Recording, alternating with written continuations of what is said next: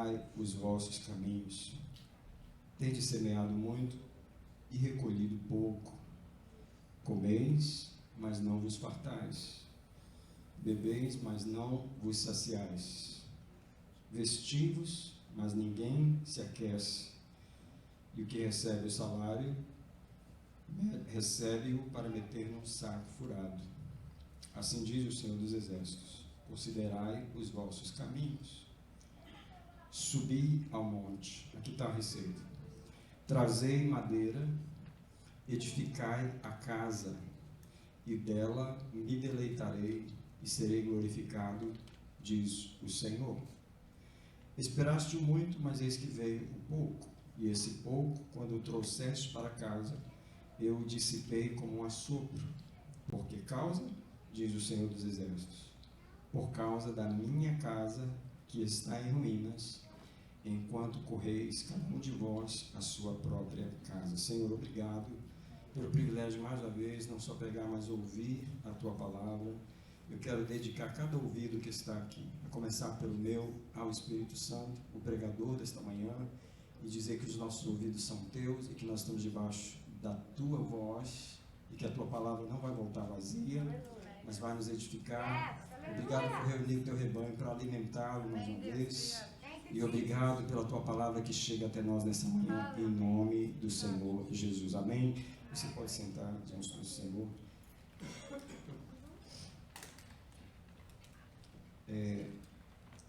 Para mim, vocês não podem imaginar a alegria que é de, depois de ter pregado durante quase 3 meses, né, na frente de uma câmera, finalmente poder ver o rosto dos irmãos.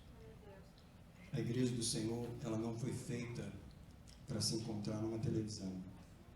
Ela foi feita para se encontrar na casa de Deus. Nós somos um povo que não fazemos as coisas pela internet, nós fazemos elas ao vivo. Essa é a forma de Deus se manifestar, como absolutamente nenhum dos cultos que foram feitos online teve a presença que teve nesse culto hoje. Glória a Deus. Não tem como ter, porque Deus não desenhou a igreja para se encontrar por televisão. Ele desenhou a igreja para estar juntos. Eu espero que essa lição, que muitos já aprenderam, possa servir para aqueles que não aprenderam ainda. Que o lugar de adorar a Deus não é em casa, é na casa do Senhor. É o lugar onde o Senhor se manifesta. É o lugar onde Deus está. Ele tem um lugar. E nesse texto nós vemos o profeta Ageu, que foi um dos últimos profetas, mais ou menos 500 anos antes de Cristo. Esse profeta foi um dos 3 últimos, junto com Malaquias e Zacarias. Eles são mais ou menos da mesma época, 520 anos antes de Cristo. Eles acabaram de voltar do cativeiro. Eles estão voltando para Jerusalém para reconstruir uma cidade que estava sem muros e várias casas destruídas, queimadas, e eles estavam voltando sem o templo. Não havia a casa que eles haviam adorado 70 anos antes. O grande templo de Salomão havia sido destruído, queimado. Eles estão sem igreja, e é nesse contexto que Ageu começa a falar sobre reconstruir a nova casa de Deus. Eu acredito que nós estamos num período de volta da pandemia, que ainda não é um período normal. O nosso normal ainda inclui isso, esse é um novo normal. Nós ainda vamos ter que nos acostumar um pouco com o novo normal. E o Senhor está querendo reconstruir a sua casa. Amém. Reconstruir a sua casa. Ele nos chama para reconstruir a sua casa.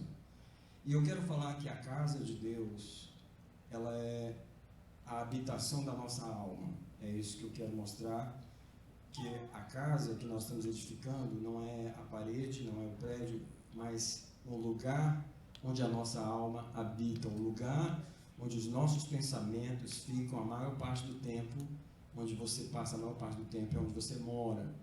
O lugar onde a sua alma passa a maior parte do tempo pensando, o lugar onde a sua alma passa a maior parte do tempo sentindo, quais os sentimentos que tem, que cercam a sua alma, onde a sua alma habita nesse lugar invisível, Muitos crentes, eles não habitam na presença de Deus, eles habitam em outros lugares, são lugares onde eles são oprimidos, são lugares onde eles são atacados violentamente por muitos inimigos, medo, incredulidade, tristeza, ciúme, qualquer outro tipo de coisa, irritação, ira. Não é um lugar onde a alma construiu uma casa de habitação na presença de Deus. Eu estou falando de um lugar invisível, eu estou falando de um lugar espiritual, que é um lugar onde a sua alma habita. Eu vou mostrar alguns textos bíblicos, como esse lugar é a casa onde nós habitamos, que é a casa do Senhor, que nós construímos para a nossa alma habitar.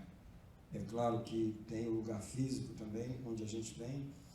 E encurtando a mensagem e indo lá para o final já da mensagem, o versículo 8 é o remédio dessa mensagem, o versículo 8 é a solução dessa mensagem, porque os outros textos mostram a situação do povo, mas o versículo 8 diz assim: subir ao monte, e esse é o primeiro ponto, você tem que subir o monte.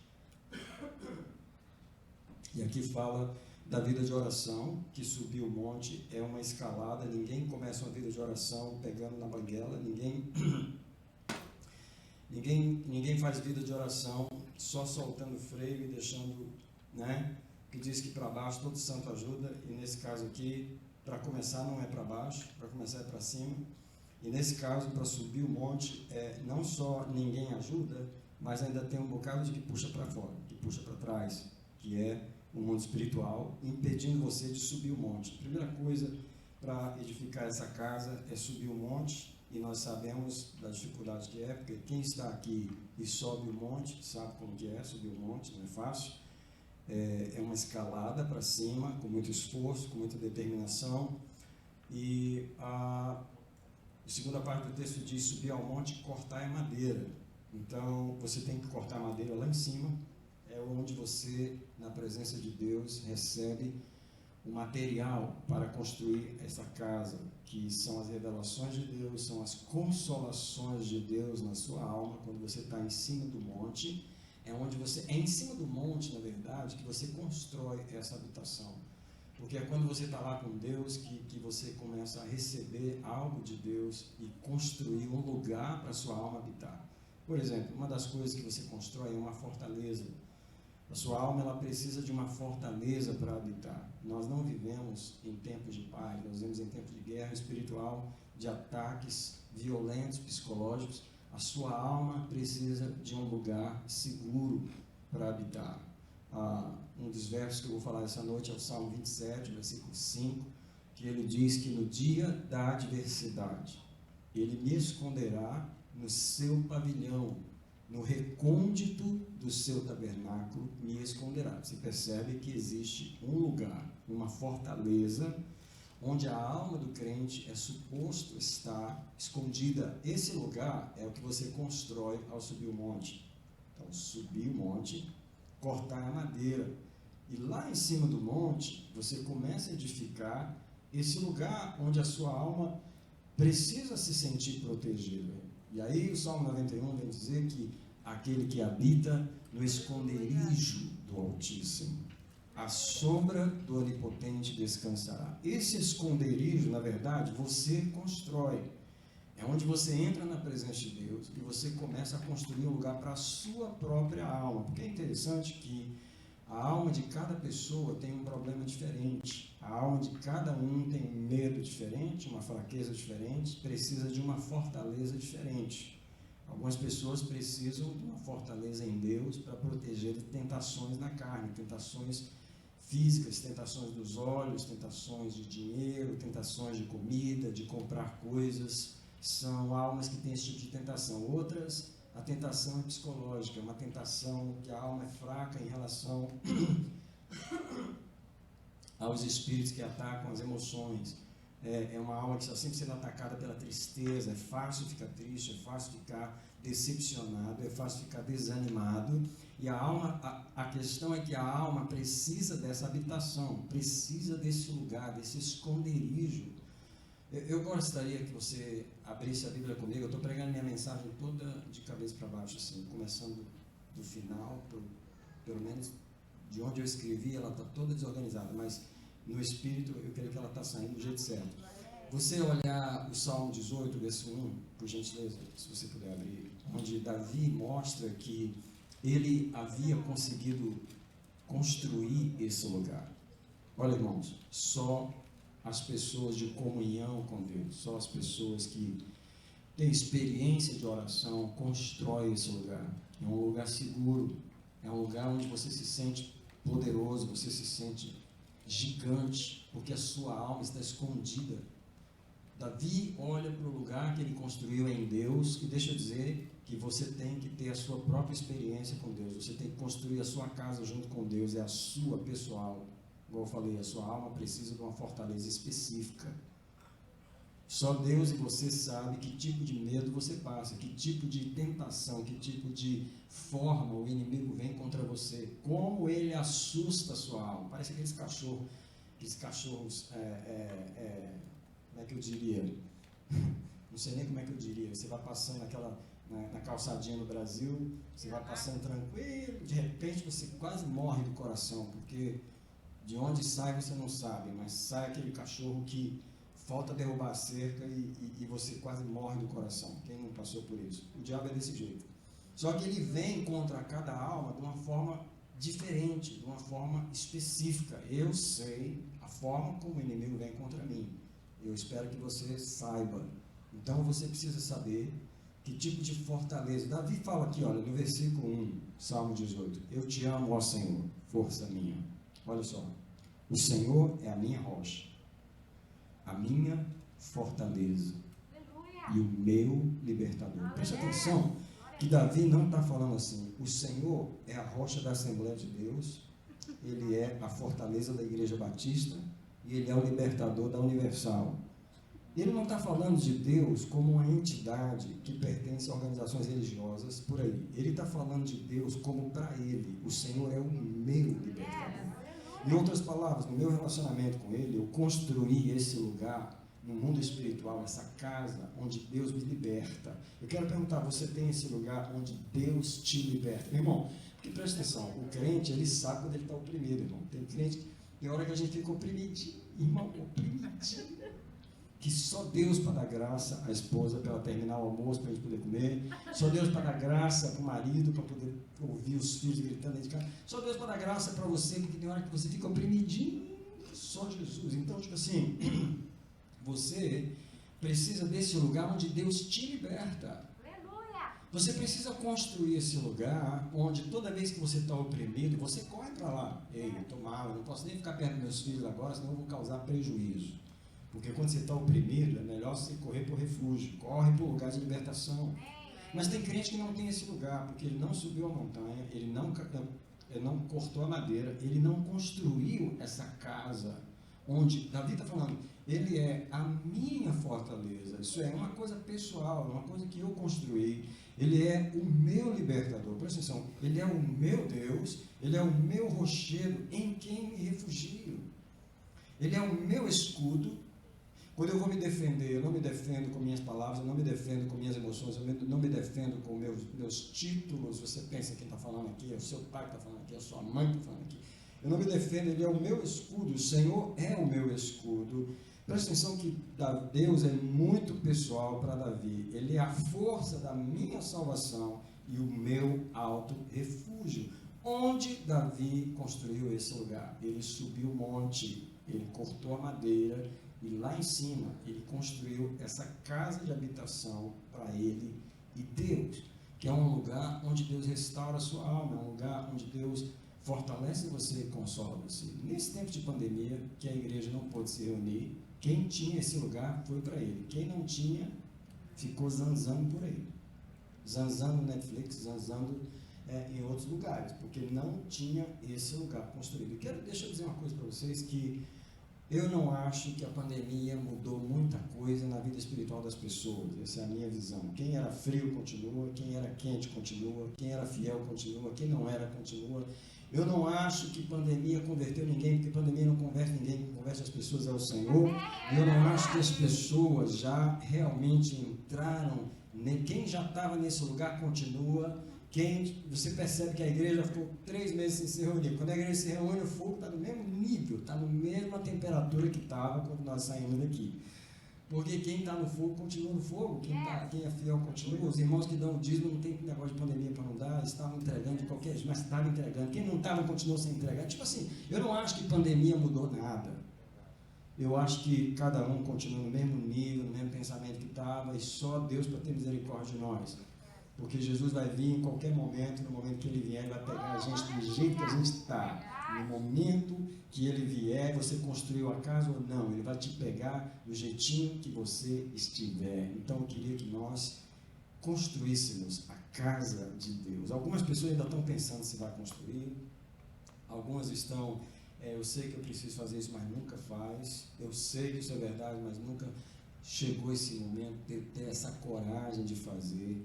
Olha, parece que 2020 vai ser um ano bem difícil para nós, não imaginávamos isso, um ano que a gente nunca pensou de ser pego assim, de surpresa com uma coisa tão desestabilizadora que foi essa pandemia, tirou a gente de tudo que era normal, deixou a gente sem saber o que fazer, e deixou a gente até sem saber fazer culto, a gente não sabe direito. Você abraça o irmão, se não abraça, você não pode, porque o outro vai ficar chateado se você abraçar, e se você tirar a máscara, se você... Tipo assim, é uma coisa que desestabilizou a gente, que tirou a gente do normal, que tirou a gente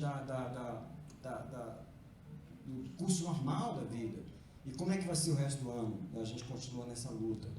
Mas, onde está essa casa? Onde está essa casa?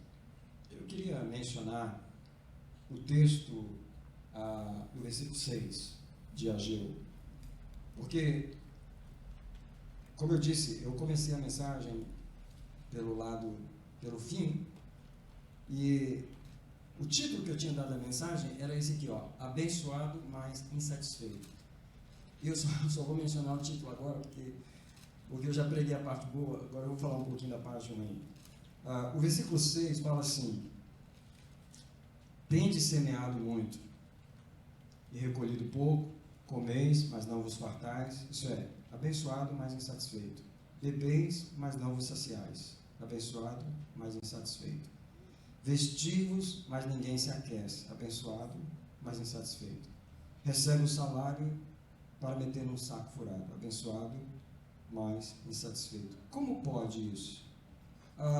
Eu separei as bênçãos do versículo e separei a insatisfação do versículo. Se você fizer isso, fica assim, ó. Versículo 6 diz assim: tende semeado muito, comeis. Então, tende semeado muito é porque você tem trabalhado, você tem se esforçado, isso é a prova do seu trabalho, não é uma pessoa preguiçosa aqui. Tende semeado muito. Segundo, comeis, porque tem comida. Terceiro, bebeis, porque tem bebida para matar a sede. Vestivos, porque existe vestes, Deus tem provido as vestes. E quinto, recebeis salário. Se recebe salário é porque o dinheiro está entrando. Isso é, tem comida, tem bebida, tem roupa, tem salário e tem semeado, trabalhado bastante, quer dizer, abençoado. No entanto, se você separar as partes negativas do versículo, diz assim: a colheita é pequena, porque semeou muito, mas colhe pouco, então é insatisfação. Não há satisfação da fome, come, mas não se satisfaz, quer dizer, continua com fome.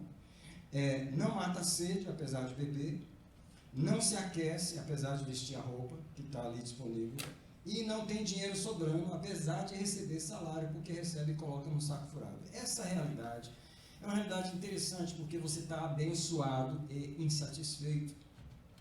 Como é que pode você receber as bênçãos de Deus e elas não vingarem na sua vida? Eu quero dizer que, infelizmente, essa é a história de muita gente. Muito crente recebe todas as provisões de Deus, no entanto, continua insatisfeito. Existe alguma coisa errada. Existe alguma coisa errada que aquilo que Deus tem provido não tem sido suficiente para satisfazer a alma da pessoa, porque ela não aprendeu a descansar em Deus. Eu queria falar que o problema aqui é a prioridade. O que Deus está dizendo é, quando você não prioriza cuidar da minha casa, você vai receber as bênçãos e não vai se sentir satisfeito. Você vai desfrutar do que eu tenho, do que eu vou dar. Comida, bebida, dinheiro, roupa, trabalho, mas você não vai sentir satisfação, porque tem uma decisão que você não tomou, que foi construir a minha casa. E eu queria dizer que o versículo 4 diz assim: acaso é tempo de habitardes nas vossas casas forradas, enquanto esta casa está desolada? Me parece que ao ler esse versículo, para o povo, o tempo deles, a fase deles é de cuidar da sua própria casa. É o povo quem determina a fase. A fase não é de cuidar da casa de Deus, a fase é de cuidar da minha vida, é de cuidar da minha casa. Deus está dizendo assim: é tempo, por acaso, de vocês cuidarem da casa de vocês? Quer dizer, é uma questão de prioridade. A fase, quem determinou foi a pessoa. Deixa eu dizer uma coisa para você. Não é Deus que determina o tempo de avivamento em nossa vida, somos nós. Tipo assim, se você decidir buscar avivamento, desce em qualquer época. Verdade, aleluia. Mas quando Deus diz assim, mas vocês decidiram que agora não é tempo de buscar, vocês decidiram que é tempo de edificar suas casas, e a minha casa fica desolada, então não é tempo de avivamento. E quer dizer, já que vocês escolheram que não é tempo de avivamento, então não é tempo de satisfação também. Vocês vão comer, não vão satisfazer. Vocês vão beber e não vão sentir, saciar a sede. Vocês vão ter salário, mas não vão juntar dinheiro, não vai sobrar nada. Vocês vão ter vestido, mas não vão se sentir aquecidos, porque na cabeça de vocês a fase é outra. É fase de descansar, é fase de eu não me arriscar, é fase de eu não lutar com o inimigo. Eu não estou em fase de guerra, não estou em fase de jejum, não estou em fase de buscar. Então, se você não está em fase de buscar, então é fase de insatisfação. Você escolhe a fase que você quer viver. Certo? Alguns crentes, eles não habitam no Senhor, tá? Eles não construíram a casa, eles não habitam no Senhor. O Salmo 107, versículo 10, e eu quero ir terminando, para a gente terminar, diz: enquanto os que se assentavam nas trevas e nas sombras da morte, presos em aflição e inferno. Se assentar fala de que a pessoa estabilizou, parou, estacionou no lugar, ela habitou naquele lugar. Tem algumas pessoas cujas almas estão habitando nesses lugares. Eles não estão habitando em alguns lugares, como fala o Salmo 23. O Senhor é o meu pastor e nada me faltará, porque eu estou habitando nele e ele me faz deitar em verdes pastos. Tem gente que não está deitado em verdes pastos, eu posso dizer. Quem está comendo verde pasto está gordo. Quem está comendo verdes pastos está forte, quem está comendo verdes pastos está animado, quem está comendo verdes pastos, quem está habitando nesses verdes pastos está seguindo. Interessante que agora está acontecendo um fenômeno interessante. Antes da pandemia, você podia vir ao culto no dia que quisesse, você não tinha que fazer inscrição, agora você tem que fazer. Não é interessante? Tipo assim, quando não teve culto, então é todo mundo em casa. Só que agora foi interessante, pessoal, agora você tem que assinar, filho, para ir no culto. Como que você vai? E é interessante que mesmo a igreja propondo 2 cultos, tem muita gente que não, ainda não é tempo. E eu entendo o temor de algumas pessoas em relação à doença, eu entendo o temor, né? Sempre é o temor. Mas eu entendo o outro lado também, que agora vai ser interessante, mesmo tendo a oportunidade de ir à igreja. Vocês dizem que as pessoas estavam realmente com saudade da igreja? É mesmo? Será que estavam mesmo? Porque agora elas têm que assinar para ir no culto. Elas têm que, eu vou no culto tal, o outro, eu poderia ir no culto tal, eu não vou em nenhum, não, eu prefiro ficar aqui e nós vamos continuar assistindo pelo computador. Tipo assim, algumas pessoas, elas não estão habitando nesse lugar, que é o Salmo 91, verso 1. O lugar invisível, protegido, onde os pensamentos estão protegidos. Deixa eu ler para você Filipenses 4, versículo. Aquele versículo que, depois de você confiar em Deus, o que acontece com o seu coração? Verso 7. E a paz de Deus, que excede a todo entendimento, olha só, guardará os vossos corações e os vossos pensamentos. Isso aqui fala de um lugar espiritual onde os pensamentos habitam em paz, onde os sentimentos habitam nessa paz. Dentro desse período que nós ficamos sem vir à igreja, eu não deixei de pastorear as pessoas. Eu continuei fazendo visitas online, conversando com elas no telefone, e eu posso dizer para os irmãos que os problemas são os mesmos, que as pessoas estão no mesmo lugar que elas estão, precisando das mesmas palavras de ânimo, habitando nos mesmos lugares escorregadios. É muito triste ver que algumas pessoas continuam, elas não moveram do lugar espiritual que elas estavam habitando no mesmo lugar. É um lugar de medo, é um lugar de incredulidade, é um lugar de insegurança, é um lugar de fastio espiritual. Eu liguei para uma pessoa depois de uns 2 meses e perguntei: você tem assistido os cultos? Pastor, na verdade não. 2 meses de pandemia. Você tem assistido os cultos? Não, pastor, na verdade não. Eu não. Na verdade não. Quer dizer, 2 meses que a gente estava ministrando toda sexta e todo domingo, e a pessoa nunca assistiu um culto. Tipo assim, o fastio é o mesmo. Ela não moveu de lugar. Ela está habitando no mesmo lugar que estava antes. A alma não está nesse lugar de paz, nessa habitação construída. Vamos terminar essa mensagem falando somente, relembrando o versículo 8, mas deixa eu passar pelo versículo 9. O versículo 9 me assustou por causa dessa palavra aqui. Olha. Deus diz que esperaste muito e veio pouco. Está parecendo com o versículo 6. Semeou e recolheu pouco. Esperou muito, mas veio pouco.